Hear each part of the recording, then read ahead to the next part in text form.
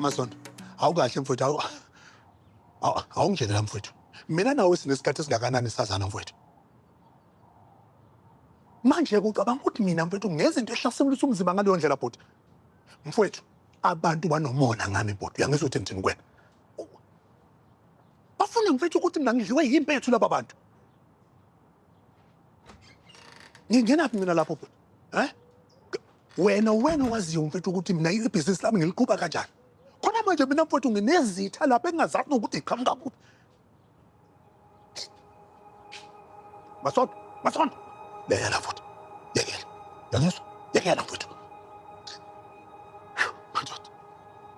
Khulumile no-advocate. U-advocate lokumele ukuthi asimele ngoLwesihlanu ukhulumile naye. Hayi ndoda, yekela. Yekela ukuyikhathaza ngaleyo nto le. Ngiyekela ukuyikhathaza. Mina ngisindwa amehla abantu yonke indawo la ngihamba khona la ngaphandle. Ngiyekela ukuyikhathaza. Umthetho wakhona ngicabanga ukuthi wena wedwa unenkinga la. Mahlala, mina ngimile.